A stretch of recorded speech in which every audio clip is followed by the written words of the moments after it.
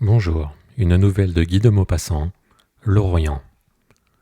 Voici l'automne. Je ne puis sentir ce premier frisson d'hiver sans songer à l'ami qui vit là-bas sur la frontière de l'Asie. La dernière fois que j'entrai chez lui, je compris que je ne le reverrais plus. C'était vers la fin de septembre, voici 3 ans. Je le trouvais couché sur son divan, en plein rêve d'opium. Il me tendit la main sans remuer le corps et me dit « Reste là, parle. Je te répondrai de temps en temps, mais je ne bougerai point. Car tu sais qu'une fois la drogue avalée, il faut demeurer sur le dos. » Je m'assieds et lui racontai 1000 choses, des choses de Paris et du boulevard. Il me dit « Tu ne m'intéresses pas. Je ne songe plus qu'au pays clair. » Oh, comme ce pauvre Gautier devait souffrir, toujours hanté par le désir de l'Orient. Tu ne sais pas ce que c'est, comme il vous prend ce pays, vous captive, vous pénètre jusqu'au cœur et ne vous lâche plus. Il entre en vous par l'œil, par la peau, par toutes ces séductions invincibles, et il vous tient par un invisible fil qui vous tire sans cesse, en quelque lieu du monde que le hasard vous ait jeté. Je prends la drogue pour y penser dans la délicieuse torpeur de l'opium. Il se tut et ferma les yeux. Je demandai « Qu'éprouves-tu de si agréable à prendre ce poison? Quel bonheur physique donne-t-il donc, qu'on en absorbe jusqu'à la mort ?» Il répondit « Ce n'est point un bonheur physique, c'est mieux, c'est plus. Je suis souvent triste, je déteste la vie qui me blesse chaque jour par tous ses angles, par toutes ses duretés. L'opium console de tout, fait prendre son parti de tout. Connais-tu cet état de l'âme que je pourrais appeler l'irritation harcelante? Je vis ordinairement dans cet état. 2 choses m'en peuvent guérir, l'opium ou l'Orient. À peine ai-je pris l'opium que je me couche et j'attends. J'attends 1 heure, 2 heures parfois, puis je sens d'abord de légers frémissements dans les mains et dans les pieds. Non pas une crampe, mais un engourdissement vibrant, puis peu à peu, j'ai l'étrange et délicieuse sensation de la disparition de mes membres. Il me semble qu'on me les ôte, cela gagne, monte, m'envahit entièrement. Je n'ai plus de corps, je n'en garde plus qu'une sorte de souvenir agréable. Ma tête seule est là, et travaille.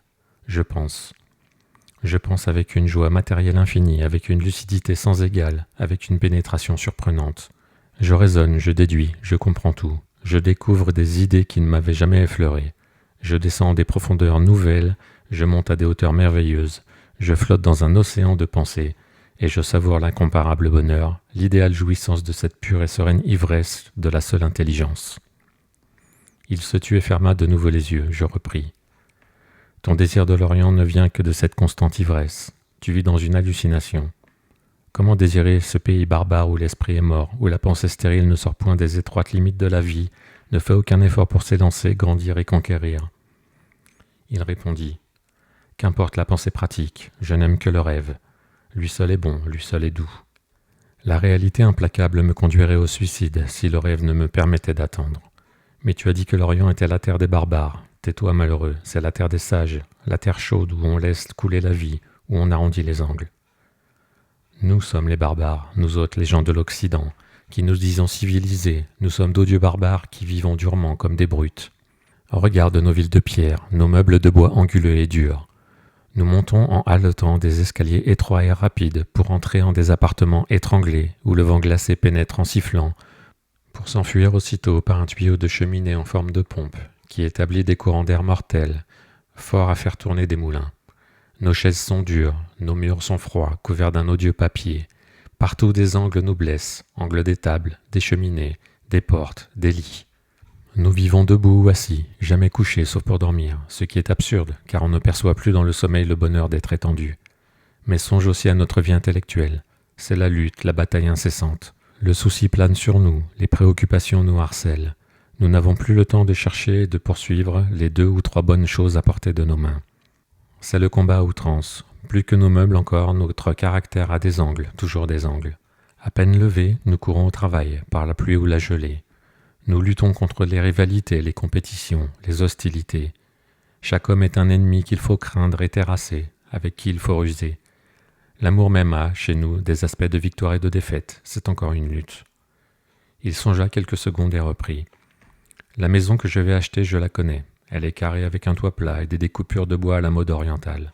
De la terrasse, on voit la mer, où passent ses voiles blanches en forme d'ailes pointues, des bateaux gréco-musulmans.